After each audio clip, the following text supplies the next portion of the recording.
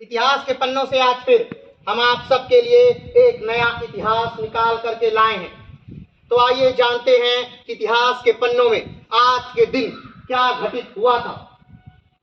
आज की तारीख है 5 अक्टूबर और 5 अक्टूबर को ही जन्म हुआ था रानी दुर्गावती का।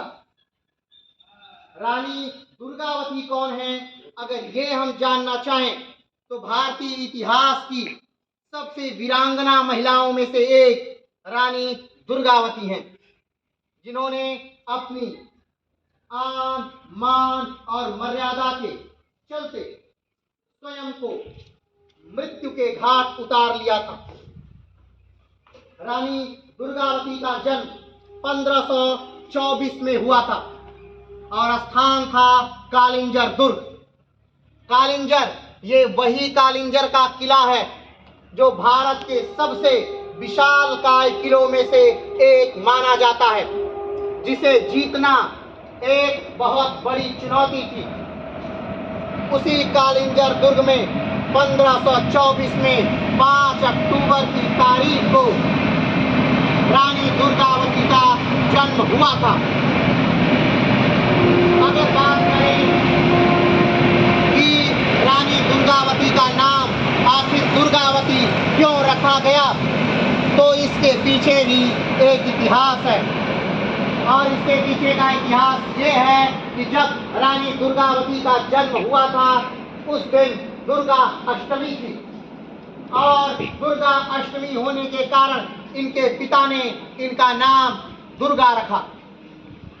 18 साल की उम्र में रानी दुर्गावती का ब्याह हो गया था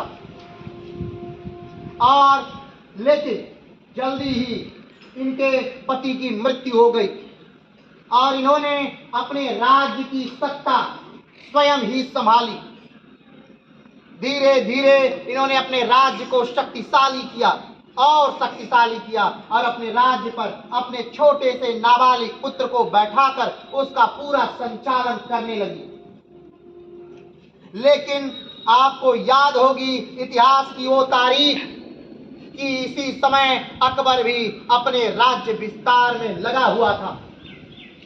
तो अकबर की निगाह इनके राज्य पर पड़ी और अकबर ने अपने सेनापति को इनके राज्य पर आक्रमण करने के लिए भेजा।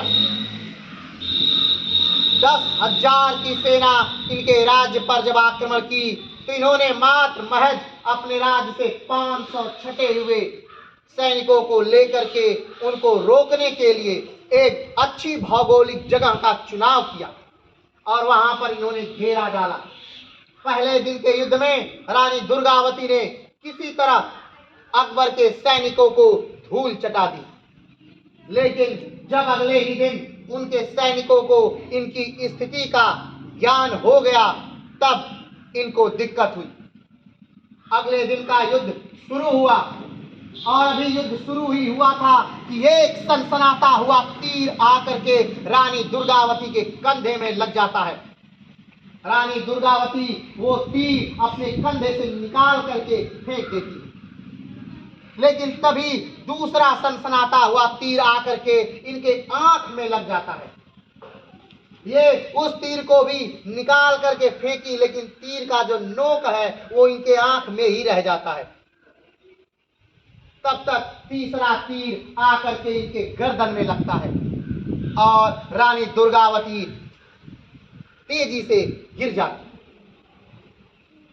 वो अपने सेनापति से कहती हैं, सेनापति मुझे मार दो, क्योंकि मैं नहीं चाहती कि मेरा अंग भी ये मुगल छू पाए, मेरी मरी हुई लाश को भी ये छू पाए।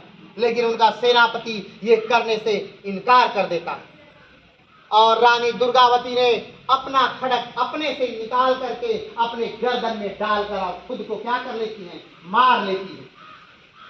तो ये है वीरांगना रानी दुर्गावती। इनकी मृत्यु 24 जून 1564 को हो गई और इन्होंने स्वयं से स्वयं की हत्या कर। तो इतिहास के पन्नों से आज के लिए इतना ही। फिर मिलते हैं एक नए इतिहास के साथ। तब तक के लिए जय हिंद।